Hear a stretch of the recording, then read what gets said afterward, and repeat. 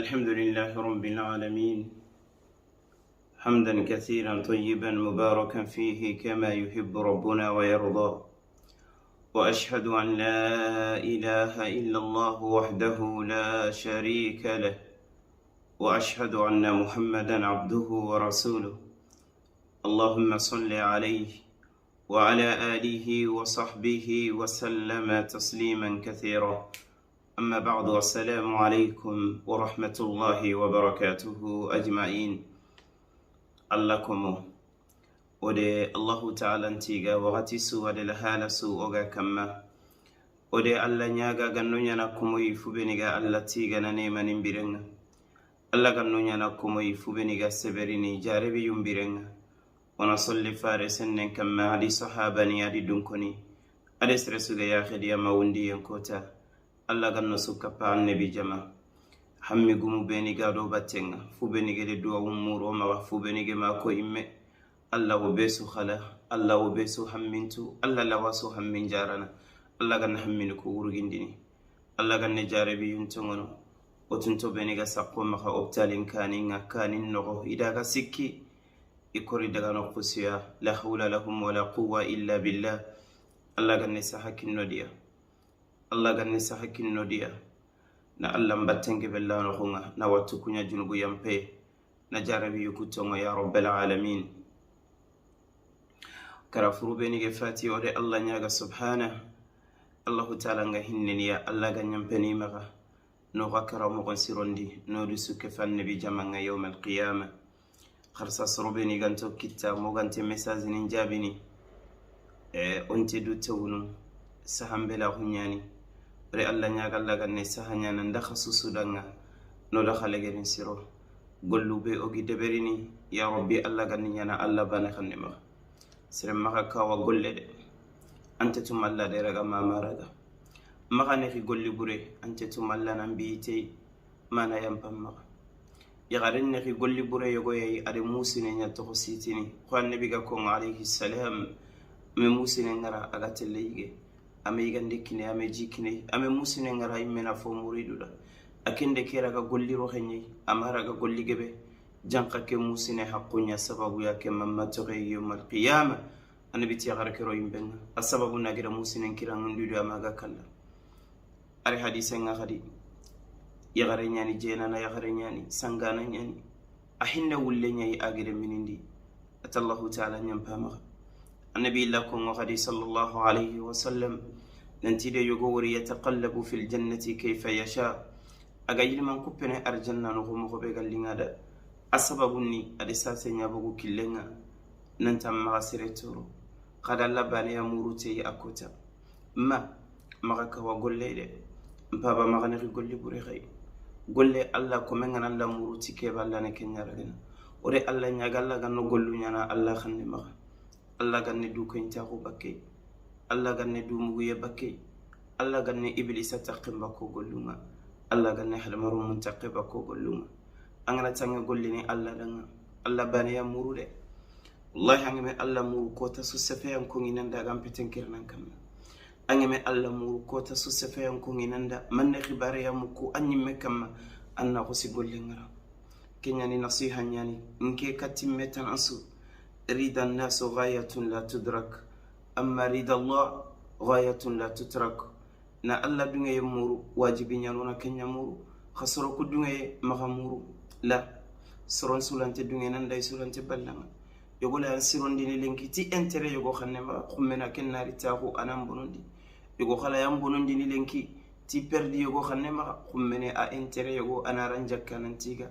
الله ينتي حدا مرم من قول يمبنون ديني Allah ntaka gollu suruku bonondini onda kara otelle sige Allah bane ya jomme khanante yankanadoy menjangente yankanadoy kapalle mante yankanadoy kinente yankanadoy yaqinte yankanadoy ramente yankanadoy sarante yankanadoy otelle Allah bane ya gemalle mahu kisio fana be Allah ta'ala malaikan nungo tirndine ino tirndini ke Allah bane ya ma mpaba ognani golle sudo berino ona Allah ya muru angani Allah bane murun golle ante tampini ante découragene ante nyogotene fosunte dikanga ina sukonganda inanka inan bonondi inan lo kholle no angante kholle be meno inan simma simme mo na yante kenga walakin anani alla bane murunu maka kun continue hada mare men dalla na kala linge ngani maka joti fofo sandalla ganani dome khandalla gante dome boneni kenya maka to ko ngeti ko nanti soro ngeti no kundu maka ngolli sire wora nanti soro nyane kuno kundu soro ku khalle ni ko ngembania ilante junubu safananda ilante baraje safananda ilante anker nankara ko tangi meri angar jexente sere maxa xanne biga kongo ibn abbas idanga nanti hada mare men sugana ke finanti yan nafana yan darajana allah taala ngeme nafa be safandante jo fenanga asugana tiye tora lonan kamma allah ngeme tora be safan kamma ante jo fenanga rufi'at al aqlam wa jaffat as-suhuf kasafana samali yankani allah taala ndi jaxseni soxonda nabi alayhi salam nanti annabi da ولقد أوحي إليك وإلى الذين من قبلك لئن أشركت ليحبطن عملك ولتكونن من الخاسرين بل الله فاعبد وكن من الشاكرين أتى النبي عليه السلام النبي أننا فوتنا يا مورو بتين نفوتنا يا كفينك الله بتينا أننا نفوس لبرنا تغن يا مورو ما نصر لهم يا مورو النبي كنا نقول لسنا نقفون يبغون قنتم معهم بني الله سفى النبي عليه السلام وكنا كم wala ona gollen sunya allah khanne maga kenya legerini kenya ndumene tampiente kenya nyogotente kenya jakkindanan tamba kam mogonga bekkundanan tampeten kirnan kamma khare golle nya khana allah bane ya muru otelle sigi allah ya jommenga allah ya nan tugana gollu maha warati sere wa maganyati sere ampin maganya sere khibare kamma ampin nanya allah angatelle allah bane be gemal limahu wattaqu yawman turjawna fihi ila allah الله تعالى نكنيا كسورة البقرة لجري أنت خكون كوتاي كوتابي غبك خكوري إكتل خورا الله تعالى موري الله تبارك وتعالى ودتيجا الله بيجدك القرآن النغنتي وتلك الأيام نداولها بين الناس دون بريكو نجيل من كوبنا سرون دمنا غني كوتاني نوي كوتاني ختانغما كوتاني خيري كوتاني بونينا كوتاني سقان كيلون تاخنتي kota hamminga nga ange wuyanya honga kota garena sitanga kota yogonari andafa kota jotenga watenga kota nge yonkin saha kota ngan koren no kota nge dan tange tunga kota nafagan nan no wamma kota ay wale seme ngan kam wa hakeda kota nge saha nge wate kallende bire yan kana kundunya allah ta'ala tinne duna fino ko illandino kundwa khafini ngana nyi yillene anne khanande khonnen tunu kendi maye khota ngana nyiri nan kamma jare bi ngana nyiri nan kamma anne men jallinge men jansire ade men jamburen tunu kenya anne tarallen sire ade tarallen buren bakame kambireni birambe jare bi ngana ron kamma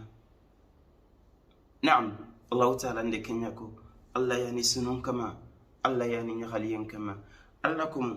o akhi kengeni sulaimanu silla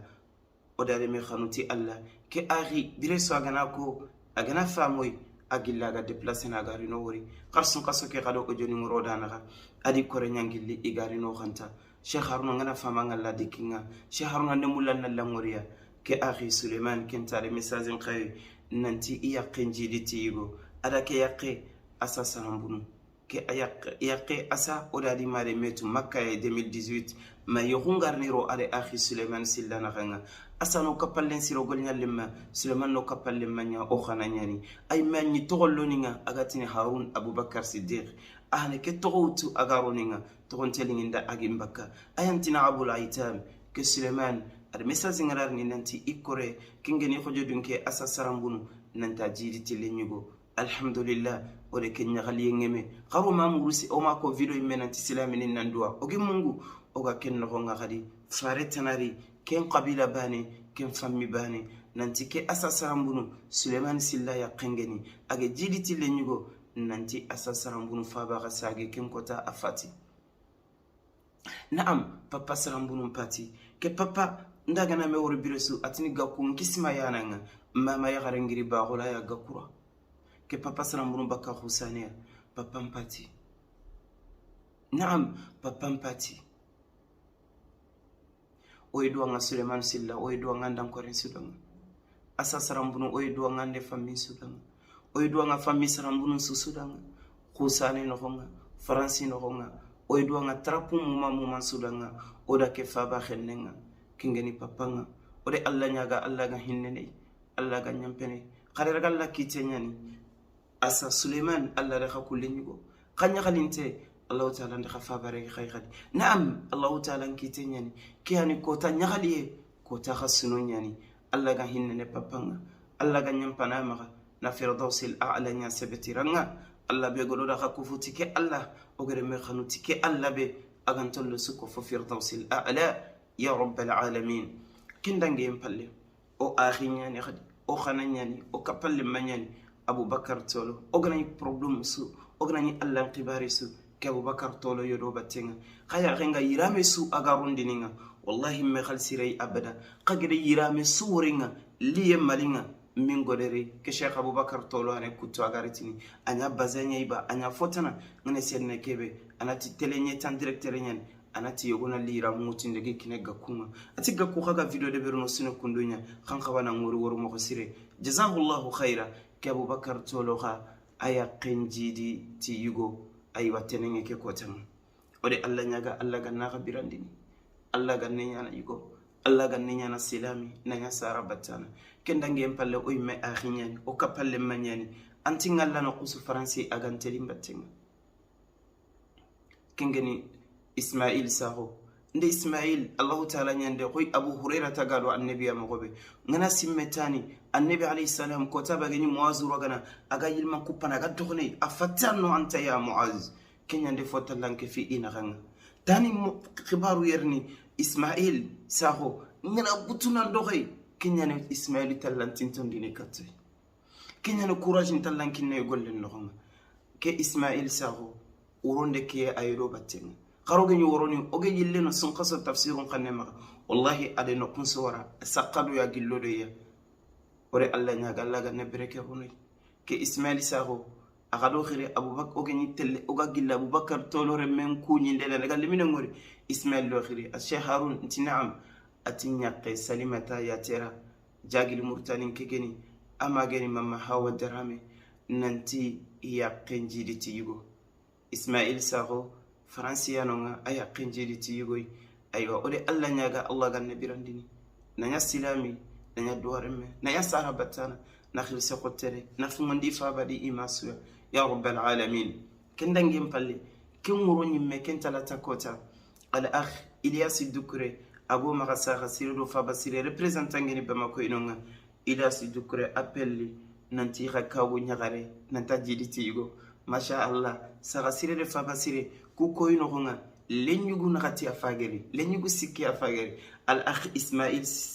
al akh Suleiman Silla aya qenjidi tigo al akh Ismail Saho aya qenjidi tigo al akh Abubakar Tolo aya qenjidi tigo al akh Ilyas Dukure aya qenjidi tigo kesuni saga sirere Fabasire gulinallomo ya rabbal alamin kugallini ko fakawtu iga sikkite ko ya gisara no magamobe Allah ganne berekero no di winga Allah ganno di tangana ni yasilamini nakhir secretaria ya rabbal alamin na'am kindangem falle Allah kum lenko ga sefena khada kebe kam manenen toronyani ucinne o fama video de berni da khabate sahambelahu kebe go wala video nga biresu appeli nyallinoy mamani yogoni ado fabani yo igo mo xanmu iwunwa ga ko man xanne mu manenya ga ko gan tantirin kana o kanna o jotiniya ga ko manena angalanta ka video de berni anganta ka audio de berni ga ko ntaka fare mukanga naam mamma farun wono antanke ga ko ngabirene farun tenyemena har daru ndele mine yogo kita alhamdulillah ya ganna mbucine ane 6 ans sino tummi ya garenda gari katinga tikele mine dumbe nyani sa ngede sedi killi laqenga atete bugo gari falle koy sere mekite iraki ni kenga seranti danga limine ke fayma ka kundunya qari qur'an dina kharangi me limine ke fay sino tummi ay lenki adaga noni optali nyimme ale limine keri on konta gadi nyagali nta alhamdulillah bi rasul allah ta'ala ne follaqu nya koynoy oga arjanna kitati follaqu be bi rasul allah ne killa koynoy arjanna ga kitine tikille so allah de million kine yogoy khame arjanna killen koy ame kille ko ya gina gureloni khabiresu allah ta'ala nga ku follaku jotin to nyagarini hammin to nyagarini har daru nga giloptal ngande serenya nyim palle kanga ko tanti dangini hajugume yogo gemeri ka allah alhamdulillah siremme do murini nanti adi hajulli okora haju ke jarana alhamdulillah Allahu ta'ala nan nawari wallahi ngalla kufana tani soro man men ide yahan jingarini iso into nyanya khalini ngalla kufana koy nga Allah kufana subhanahu wa ta'ala Allah do Allah kuma suru be ni go demana Allah ganno da khademana Allah ganno da khademana na'am tunya ro fama video de berni kawante gollu ku sigindin ko tante dangino gante sirede no talinga la wallah ko tante dangini ogante yogo kharangin tugana walakin afitina tibire sunali ako Allah kuma yogoni no ande ko amako ikun kitente worne yogoni abone tenya ne khason nyimbe khasosu nanti ki gollende be gaku andar janna killenya ko nde Allah nyaga Allah ganna gollo ko rogana nda khasuda igan telli musonki no so yawmal qiyamah annabi jommenga yawmal qiyamah khumbene Allah kuma Allah ta'ala anti ولا تخف ما ليس لك به علم إن السمع والبصر والفؤاد كل أولئك كان عنه مسؤولا ما خسف فك ما توه بنتما كان إنكر كان كفن إنكر كان داغني سانقي كان لو فل كويمه كان لو سكنديمه كان لو برانديمه ما خسف فوفو سكما فوبتوه بنتما mpaba ما خسف فك ما كبتوه بنتما أنا لا تنديني ميا أنا سكنديني ميا ano barandini meya sefe fo kamma kebe tuwa kungamma nantinde simma kundunye nke maga kundunyani ay shetane roro khenyani ani simme buru nyaritini ani kofon karana ano sampiniya Allah ta'ala anti turube gaga mugnitia nede be gaga sefenetia sondome be ga khay ya ko be gaga fayindinitia komene nasu jakam bagandinia ya gni mo kongoya turu ni mo kongoya laqin qarini sefe Allah jommenga agi mo kongo bani Allah kome angani sefene kebe kama ananya tonga maka sefe fo kama tuwa kugantamara angna tangi sefene fo kama tuwa kugantamara angenya na garantinga angna tangi sefene fo kama tuwa kugantamara angenya na falla maka sefendana angenya na simme buru simmananga mane nangante sefene fo kama kebe tuwa kugantamara mama nabi mugo alayhi salatu wassalam agati man kana yu'minu billah واليوم الآخر فليقل خيرا أو ليصمت سربنا تمندين دي الله على يوم القيامة ننتلا وكرسني أنغني سفنة تمنياكو أنغني سفنة خير سفنياكو أنغا تنتي كل أنت بكالق ما مغنى بنودين دانا مبابا مغولاتون دي بكامي أننكورو كنيا سيريني سفن سفتي سفكم أنا ديغامي سفتي ننتاغنارين ناكو سمي سفتي ننتاغنارين ينكولا نمبغن ننسفاكم لا الله وانكرسني دي anga diga me sukongo Allah ta'ala ngo korosini asukam yawm al-qiyamah qad Allah tirinka qad subhanahu wa ta'ala Allah gede kebe ko suratu qaf no gananti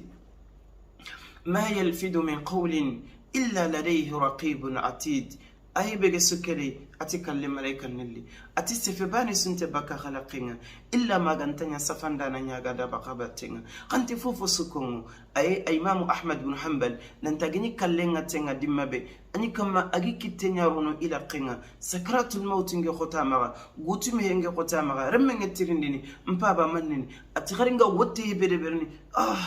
ntampi ngagar wotte bede berni ati malaikan nukune safana tuwanu ntigaranga munye bede berni malaikan nukune safana okude sofo manne moko taxu nokudinga okude soro manne me magan sefe okude garin siti soro manne me ode soro manne me lebu ode soro manne me ka ode soro manne me hayba tonenenga أغيتنا نتاسو سفنيا وكل شيء أحصيناه في إمام مبين ناسو سفنيا والله سفن دانو نيانا دخبتنا إنا دغا كينو ننتونا سفن أخوف آية في كتاب الله آية بيغا سيرن كونون ديني الله كتابي توانون جدكو فمن يعمل مثقال ذرة خيرا يرى مثقال ذرة حق قل لي سيران ينينو أغنى يقول لي برين خاي خدي angeni nunga alla ko imam auza'i rahimahullah ade kenya ko koy bayha ko ngere bagandi fi shu'ab al-iman nanti yawm al-qiyamah yerni katti soro yogonia nanti kati an haqqenya fayke kati ke haqqena haqqenya girannanda ke haqqeraga ay mina wuri i haqqen pumu agobi idanga iga arjanna kittati ahma golle deberi tinati yogo ande fo kampalle daw kati ande fu ambonondi doke kati ande ke kwandanga doke andangundo yogo poy doke anse fankibare yogo kamma doke akuri duragana akuri nene lagana kum hankatini ya fayke am haqqu begiya ifagiri yakuf me iga kinanga la ilaha illa allah annabi de kenya ko alayhi salatu wassalam atray kitti durum bakana tinni motoni ngaba sahaba ni kenni serbe wira gante maga na bure gante maga annabi tila kempeti kenni serbe di sallungarini adi sumungarini anari sigi siratunga haqqugum nari ade yogo kadoke ade yogo keri doke ade yogo magan sefe doke ade yogo lebu doke ade jikku yogo yogo ajikku fe ade sefe yogo ko yogo dana soron yogo ndena soron banande annabi tirni utubaka haqqunye bana golli suru igi kinni ta kama golli suru ngana nyeme haqqugum ngeto ko iga sikki ina haqqugum gollu burumutu inira kama ina sedi yimbenga nene nya sababu ya ada golli siren suroga ada suyiga ada subonondi alla komo kenyani nanti langa kullaga sorobeni gede ambonondi sorobeni gede sofoko ampalle naam tuwanu nti kebe ga seremu nsondo men kerna kama yawmal qiyamah aganyana hadamaren men danga jikkiran kose golli sire sugana nyamma Allah tan golli sire kinnamay Allah tan golli sire mutu anga kinnampaba Allah tan kinne akhitana golli sire sugana lingana nan tinki golle nya fayke Allah auto akinay ay kempeti walakin anga angollu nyana kammo itagandi ni soro yana sorobe nangedi bonondi daru sorobe ni angedi falla mahan sefe sorobe ni angedi toro tannene ndikenya ni geti yawmu taghabuni la harakota dikiran qosan ko tanyani ayekati danga ne kundo ande ki golli buresu ke jikusu soka kamma ina langolli soro mutu igikinne kenya ni tuwano yogo ni geti ikunte magan sefendini igante siro non falla magan sefende mpalle ini mari faba ya magan sefene boni yetu se sir 100% sikka gante nanti yawm al-qiyamah alla ni golli siro nyawtu igi kinne sere beni gere falla magan sefe kinya ni gannin ko ngatini alla to gollun kine tamballum ni koy angere fu beni bonondi ma tigitan nene nga fonne baba tigitan nene nga fonne jikuni manne mene anyimme ntannan kuru an kallen kamma alla na suturi annabi de kenya ko serebe gana tillo silami lebundenya na silami tanaya haiba na silami tanaya bonondi atannan tahu alla khawalle bunu man koren no ma ankan no nga alla kom naam iti kenya ni tugadin su fobre anga golli ni wandu nyadanga bawna ngori duro gana yawmal qiyamah inaranda ko golli surusutu inarewtu inekine katia nantangere katibe makan sefe angere katini be warame angere akatibe nyakundu inangolli suutu ini suwara ini sukine angolli burunna to gamma inamutina sedi himbenga emma kende manisiro annabi de kenya ko alayhi salam muazu danga ati sirgebe tirin qisni no nen kamanna lo yimbe asababu ni kenene yay koy asababu ni kenene yay ade yohuni mbagandi ade kanin kara ade sumpunin kutu ade tarallum mun pata anan limon ko nganda nga ampalla na daga mbonondi anan jakkan jonga ampalle anaram bonondi ada so sikandi me asuko non tenyane me antaka tonga sakka serebe ikita ansirin tenga kebe kenyi melli ni bogu tampalle ankilun tagun tenga no kube kanem bakati no nyi allakum corona nenu kutanga nenu kumokino itika kino na lampinya ko amekino na sumpuni kutu amekino na yohuni mbagandi obarame garambinne nyakama dalilu sunte na me bonondi ta wori mo koni nganteli moda na jikkuno utuna sanki kunduma kharin keda ke watte no gonga so gebe yam profiter accident nyan debir accident bure nyani matu nego ati lemme ne mulla nantirni ti alla ande accident tum nyani ba nti sara buru nyani ine kenya mulla ga kunnankara ontuma mi yogo ni gedi khire ngara nga jundam bu sondo me nyambono ngima la khallen ko ne man nyana nta ko ngi tokkoti sere nta jakinde murum in ajriya illa ala allah la nuridu minkum jazaan wala shukura o metti ko di muru sere o me jakinde muru sere qorone no ni laga qoron kuru fanne ona wara fini yogo ni dangoy annabi de kenya ko alayhi salatu wassalam anti min husni islam al mar'i tarkuhu ma la yani kibe kan tanda kille ma khasifa kam kibe to ho kan tam ma khasifa kam ko mena allah wan ko sini allah wan sigindi allah ta'ala ngana khairi nyano da allah gano da xamni jara allah gano da suturni ke ñom xalen kala khamisa nga fajrim palle naki ñandi khay wallahu hajunga khadwawni o hajunga khadwawni nga sili o do nga khadanga khana do da nga yonki saha khana do o sara ya khalen danga Allah ganne saha nyalo sulu amma ge meselle am meselle an ga ngi mesa am mesa an ya ringa korintunga lisemantunga am mesa Allah gana gollu kusuro gana. Wassalamu alaikum wa rahmatullahi wa barakatuh.